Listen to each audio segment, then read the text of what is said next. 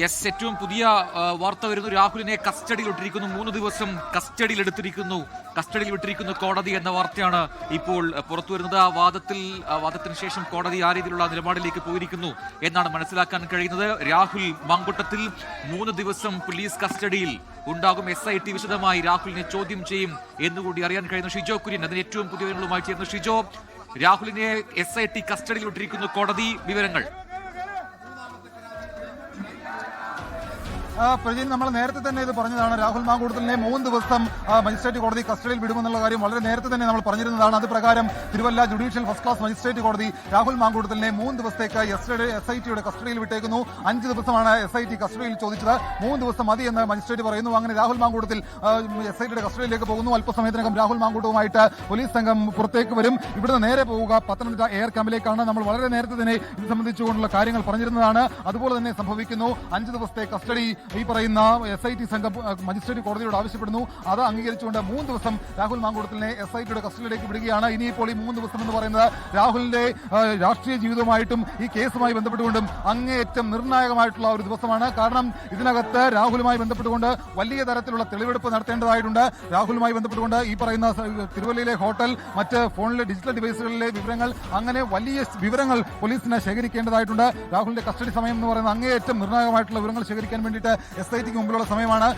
രാഹുലിന്റെ കസ്റ്റഡി അപേക്ഷയെ പ്രതിഭാഗം വലിയ തരത്തിൽ എതിർത്തുവെങ്കിൽ പോലും പ്രോസിക്യൂഷന്റെ വാദം അംഗീകരിച്ചുകൊണ്ട് രാഹുലിനെ കസ്റ്റഡിയിൽ വിടാനുള്ള തീരുമാനം മജിസ്ട്രേറ്റ് എടുക്കുകയായിരുന്നു.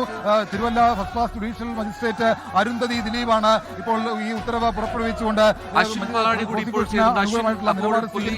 SIT കസ്റ്റഡിയിൽ കോടതി വിട്ടിരിക്കുന്നു. രാഹുൽ മാങ്കൂട്ടത്തിലിനെ 3 ദിവസത്തെ കസ്റ്റഡിയാണ് വിട്ടിരിക്കുന്നത്. നിരവധി വാദമുഖങ്ങൾ കോടതിക്കകത്ത് പ്രതിഭാഗം ഉയർത്തി എന്നുകൂടി മനസ്സിലാക്കാൻ കഴിയുന്നു. പക്ഷേ കോടതി ഇപ്പോൾ SIT കസ്റ്റഡിയിൽ വിട്ടിരിക്കുന്നു. എന്താണ് അതിന് വിശദാംശങ്ങൾ?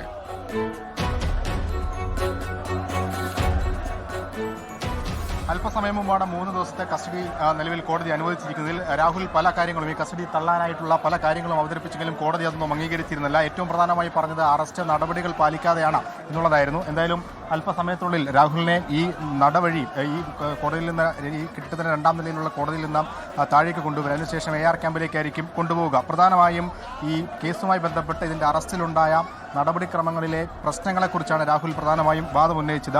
കേസെടുത്ത നടപടിക്രമങ്ങൾ ഒട്ടും പാലിക്കാതെയാണ് എന്നുള്ളതായിരുന്നു പ്രധാന വാദം. ഒപ്പം പരാതിക്കാരിയുടെ മൊഴി രേഖപ്പെടുത്തിയത് വീഡിയോ കോൺഫറൻസ് വഴിയാണ്. അത് തെറ്റായ ഒരു സമീപനമാണ് എന്നുള്ളതും രാഹുൽ പറഞ്ഞു. മൊഴിയെടുത്തതിൽ 3 ദിവസത്തിനകം ഒപ്പിടണം എന്നൊരു ചട്ടം നിലവിലുണ്ട്. പക്ഷേ വിദേശത്ത് നിന്ന് വീഡിയോ കോൺഫറൻസ് വഴി മൊഴി രേഖപ്പെടുത്തിയതിനാൽ ആ ചട്ടവും ഇവിടെ പാലിക്കപ്പെട്ടിട്ടില്ല എന്നുള്ളതായിരുന്നു രാഹുലിന്റെ വാദം. ഒപ്പം ഈ ചട്ടം അറസ്റ്റിനുള്ള കാരണങ്ങൾ പ്രതിയെ ബോധ്യപ്പെടുത്താൻ അന്വേഷണ സംഘത്തിന് സാധിച്ചിട്ടില്ല. ഇത് ഈ കോടതിയിൽ പ്രതിഭാഗം ചൂണ്ടിക്കാണിച്ചിരുന്നു. ഭരണഘടനാ ലംഘനം ഈ അറസ്റ്റിൽ ഉണ്ടായി എന്നുള്ളതായിരുന്നു രാഹുലിന്റെ വാദം. പക്ഷേ ഇതൊന്നും കോടതി അംഗീകരിച്ചില്ല. സാക്ഷികൾ വേണമെന്ന മിനിമം ചട്ടം പോലും ഇതിൽ പാലിച്ചിട്ടില്ല എന്നുള്ളതായിരുന്നു രാഹുലിന്റെ മറ്റൊരു വാദം. ഒപ്പം സ്വാഭാവികമായി പറയുന്ന രാഷ്ട്രീയ പ്രേരിതമായ കേസ് എന്നുള്ള ഒരു കാര്യം കൂടി രാഹുൽ ഈ കോടതിയിൽ ഉന്നയിച്ചിരുന്നു.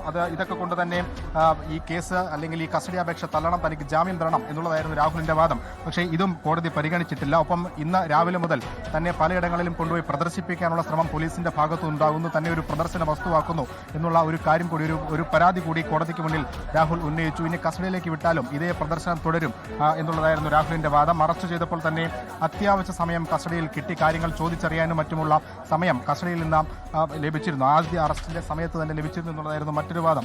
ചാടിക്കേറി അറസ്റ്റ് ചെയ്തു. ഒപ്പം കുക്ക്ഡ് സ്റ്റോറി, അതായത് മെനഞ്ഞെടുത്ത കഥ എന്നുള്ളതായിരുന്നു ഈ കേസുമായി ബന്ധപ്പെട്ട് രാഹുലിന്റെ അഭിഭാഷകൻ കോടതിയിൽ പറഞ്ഞത്.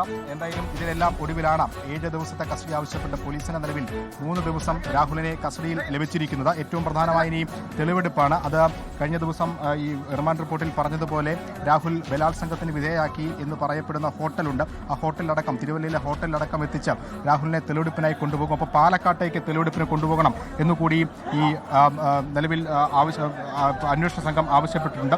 ലോകത്തെവിടെയായാലും ഏത് സമയത്തും 24 വാർത്തകളും ഓഗ്മെന്റഡ് റിയാലിറ്റി പാക്കേജുകളും എക്സ്പ്ലെയിനറുകളും വിശദമായി കാണാൻ ഞങ്ങളുടെ യൂട്യൂബ് ചാനൽ നിങ്ങൾക്ക് സബ്സ്ക്രൈബ് ചെയ്യാം.